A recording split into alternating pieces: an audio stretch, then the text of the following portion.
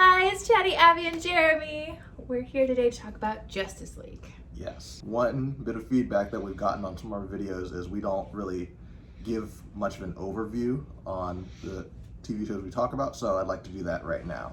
So Justice League is a cartoon about the main DC characters, Superman, Batman, Wonder Woman, The Flash, as well as some less notorious ones like Green Lantern, Hawkgirl, and Martian Manhunter. And in this cartoon, And it's Hawk Girl, like the bird, not hot. I thought she was. I thought it was Hot Girl for a while, till I found. Then I saw her and I was like, she has these big old wings and this weird beak, and I was like, oh, Hawk Girl. Okay, that makes more sense. Yeah, Hawkgirl is much less common version if you're gonna do, the main Justice League. But she's typically paired with Hawkman, who is kind of referenced to this cartoon, but I didn't show you any episodes with Hawkman. Hawkman? Oh. Hawkman is in Young Justice, though. Oh, really? He doesn't have too many lines or anything. Also, the thing about this cartoon is we did this one next because it's a continuation on the Batman the Animated Series that we just finished doing a bunch of videos on those. So if you like this content, go check that out. So we just moved into that from there. So it's the same Batman, same voice actor from Batman the Animated Series. Yes. So the first episode we watched was In Darkest Night. So that's the episode where Green Lantern is on trial for destroying a planet. Oh, yeah. What'd you think of that one? Yeah, it was a very sweet episode. I really liked this Green Lantern so much. I was like, he's amazing. I completely fell in love with him. Loved him so much. He went on trial and he was trying to stop a thief thing and thought that he accidentally blew up a planet while doing that. And he was like ready to take full responsibility. And I think they were going to execute him. And I like the part where they said, we solved our lawyer problem. That was so funny. So they're like, how come he doesn't get a lawyer? Because the Justice League comes to be like, hey, this is our friend. Like all the other Green Lanterns didn't defend him at all. It was the Justice League that showed up to be like, what's going on? Why are you prosecuting our friend? And they're like, oh, look, this planet and everything. They're like, well, doesn't he get a lawyer? Shouldn't we look into this? And they were like, oh, we solved our lawyer problem. And so the Flash becomes his lawyer, and they're like, if he gets condemned, you have to die too. That's how we solved our lawyer problem. And having Wally be your lawyer, I want to recommend it. No, he's not a great lawyer. He doesn't really even seem to know what's going on. I think if you're throwing a party, Wally's the guy to have. If you're on trial for your life, maybe not. Well, he served his function. He stalled long enough for them to get evidence to clear the conviction. Yes, so that was good because it turned out to be these robot guys that were trying to take over the world or something. So. No man escapes the Manhunters. Yeah, I don't think I'm the biggest fan of the Manhunters. No. That wasn't the funnest part for me, but really loved the introduction to this Green Lantern. I loved the whole way the trial worked, and I thought that the lawyer thing was really funny. I really enjoyed Wally. I became really attached to the Flash really quickly. I really enjoyed this Flash. Yeah, I really liked it. Overall, great episode, great choice. The villain was but it wasn't more, it was more about the trial and stuff, so it didn't really affect the episode, I didn't think. And I really like this episode because, as we're going to discuss later, Justice League sort of takes a journey of the Justice League sort of being the standard of excellence and goodness in the world, and they slowly deteriorate into being very authoritarian. They're given great power, and with that great power comes great responsibility. And in the absolute power corrupts absolutely. And so this episode sort of gives us sort of a baseline for the great responsibility that they usually have. Yeah, because the Green Lantern says, I need to be accountable for my actions. Because they're like, why are you letting them put you on trial? Let's fight them. Like, we don't have to take this. And he's like, no, I need to be accountable for my actions. A whole planet is gone now. Like, somebody needs to be responsible for that. Right. Which, if you haven't seen the episode, it was all in a hologram. It was just a fake. The planet was fine. Nobody got hurt. So that was kind of a nice thing about the episode too, is that there wasn't actually any real life consequences.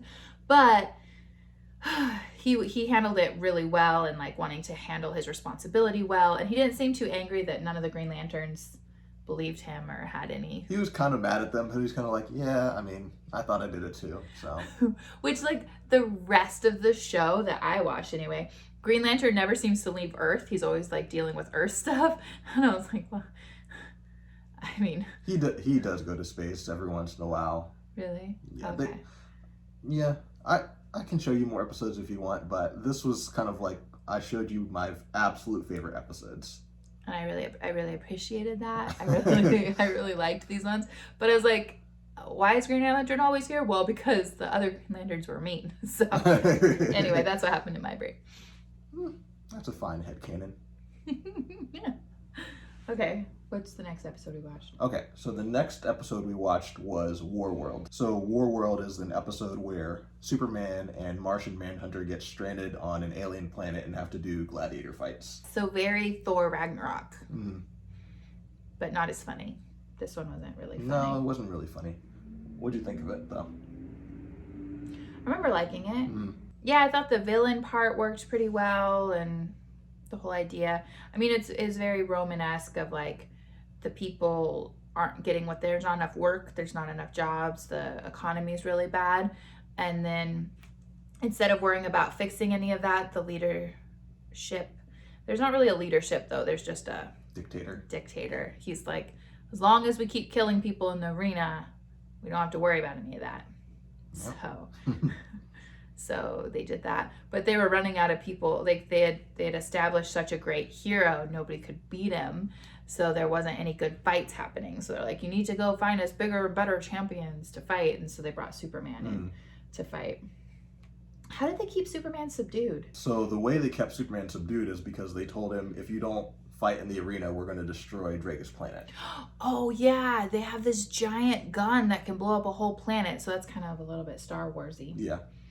And if you don't fight this gladiator battle, then we'll blow up a planet and kill all the people on it. Mm-hmm. And then also he had to fight then the dictator, because they're then like, you have to fight me and you have to let me win, otherwise I'll blow up the planet. Right. But then the Justice League shows up and dismantles the rocket gun. So bam, all better. Yep. Yeah, I really like the episode because it sort of puts Superman in a situation where he can't punch his way out. And so you get to see him like showing his power and also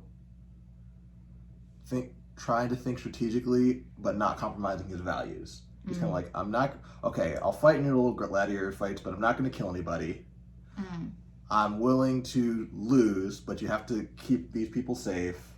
Like he's using his power, but he's also not violating his principles. Yeah. It did put him in a tight spot. Which also the kill him, no, I'm not going to kill him was very gladiator-esque as well. It's like little pieces from all these other great movies. I also really liked the episode because it shows an example of a totalitarian style government that Superman was very adamant to take down because he knew it was unjust. And as you'll see, he starts to slowly morph into a similar type authoritarian leader. Right, yeah, because it's like, obviously this is so bad that you're doing this. And then next episode. Okay, so I think the next episode after that was actually the Justice Lords episode. What did you think of the Justice Lords? I loved that concept.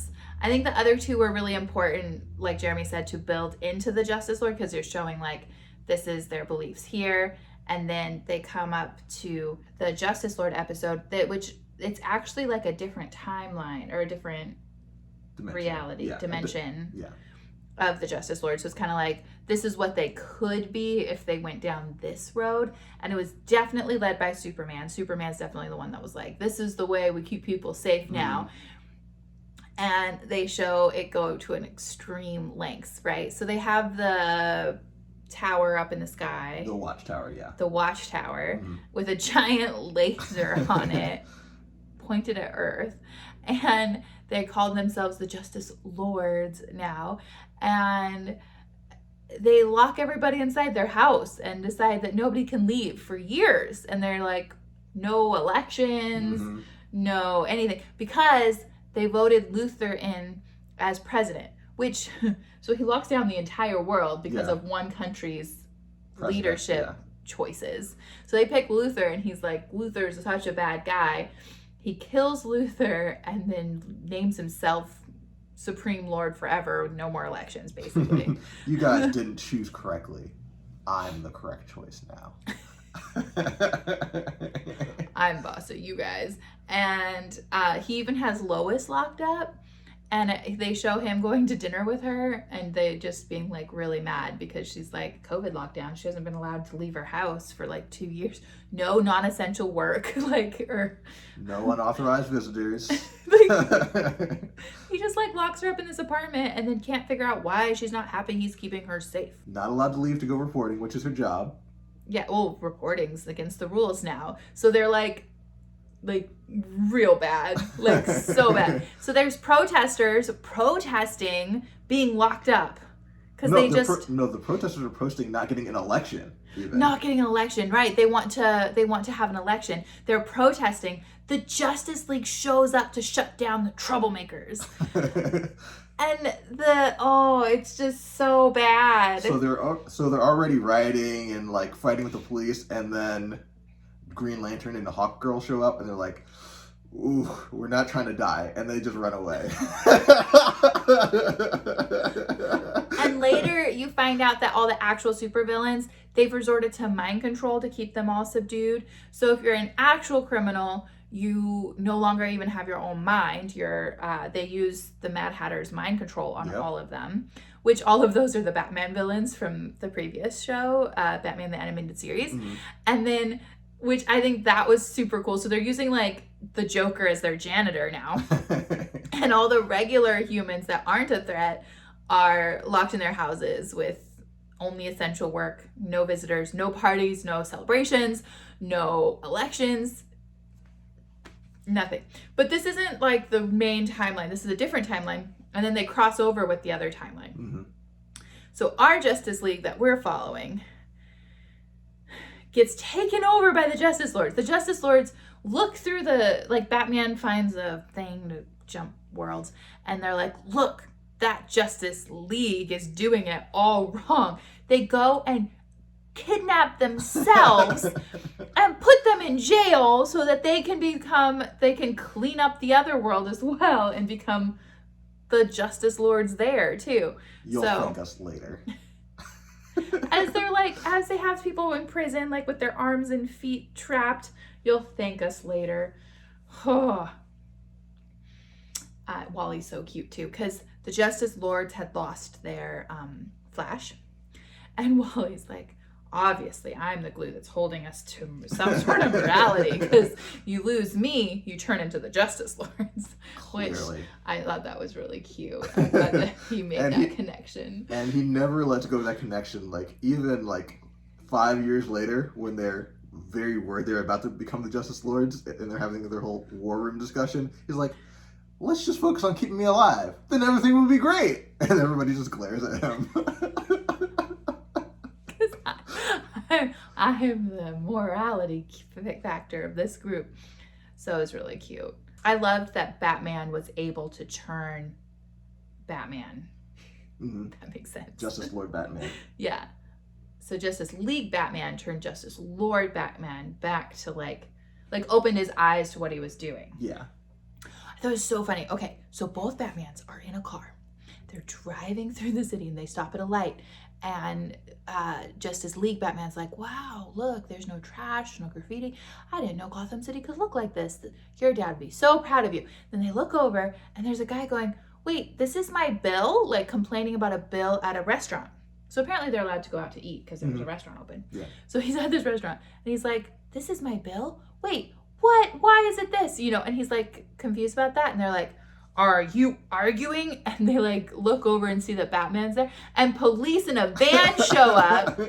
And guess who got in trouble? The guy who was concerned about his bill because he made a fuss. And not even a very big fuss. It's not like he threw anything or was yelling or anything. It was just, he just questioned. How dare you have the question? No questions are allowed in Justice Lord America. Because he's thrown into a van and like taken away because he wasn't sure if his bill was correct. What? So the Batmans are watching this as he's going, yeah, I'm sure dad would be really proud of you for accomplishing this. Batman was like Justice Lord Batman was like, oh. What have we done, you know? I mean, they're not the worst authoritarian leaders to take over the world. I mean, they didn't like kill millions of people. There's just no freedom. We know of. They didn't show the concentration camp, but where did they take that? I mean, if they're gonna start killing people, I feel like they would have killed the Joker first. That's true. So they're like, we're keeping everyone safe. But anyway. Any other thoughts on the Justice Lords episode? Yeah, so then they defeated him and yeah, it's pretty cool. All right, so that's the beginning of us watching the Justice League. Thanks for watching.